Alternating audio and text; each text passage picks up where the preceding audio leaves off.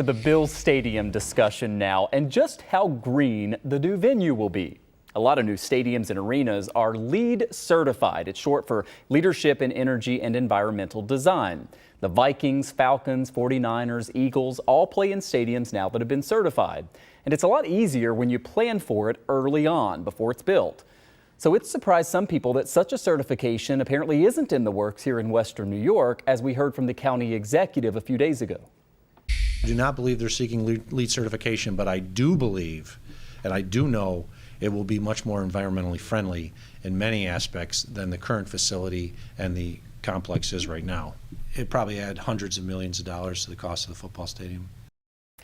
All right, joining us now is reporter Dale Shoemaker with our nonprofit partners at Investigative Post. We appreciate you coming in. I know you've been doing a lot of reporting on the Bills Stadium. We had your story on the air here last week, looking at all these other places where they're doing this LEED certification.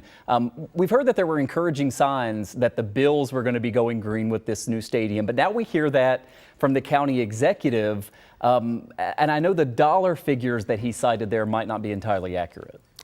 Yeah, so like you mentioned, last week we reported on basically what is now a trend in the NFL. 3 of the last 6 NFL stadiums that have been built have been LEED certified, and others are doing a lot of work to become green and sustainable.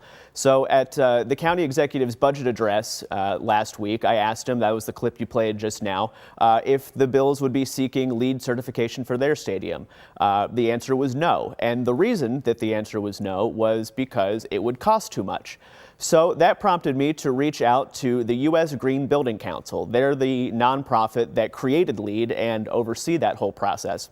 And they told me that the actual cost for building LEED only adds about 1 to 3% to a project's total budget. Mark Polenkar said that it would be 15 to 20% more. So we had to fact check him on that a little bit.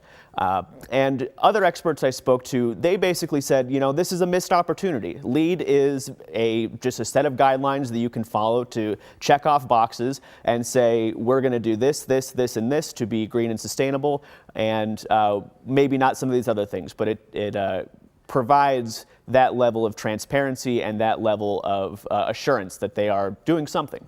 Yeah, one of the things that's kind of strikes me anytime we talk, we're so early in the planning phases of this. Who knows what may happen? Maybe they'll change their mind about this, right? But at this point, it was interesting to hear the county executive say that. New York State is all about going green, right? And has all these rules and regulations in place. It almost surprised some of us when we talked about this today that there isn't like a law in the state that says you have to go green or get LEED certification.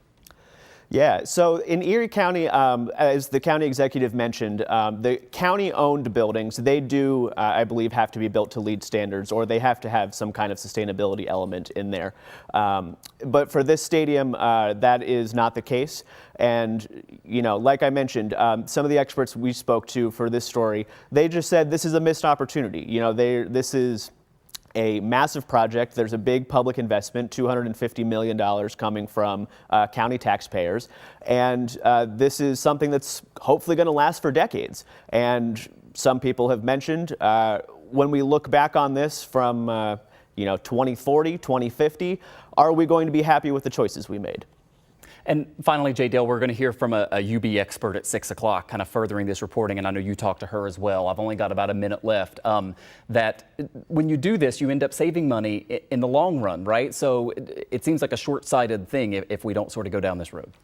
Sure, and that's basically the main argument that the U.S. Green Building Council makes, is they say, yeah, on the front end, this might add 1% to 3% to your total project cost, but over the life of that project, you end up saving money because you're conserving electricity, you're conserving water, you might even be reducing the waste that you produced or the sewage that you're producing, and all of that saves on tipping fees at the landfill, saves on the water bill, and saves on the electricity bill.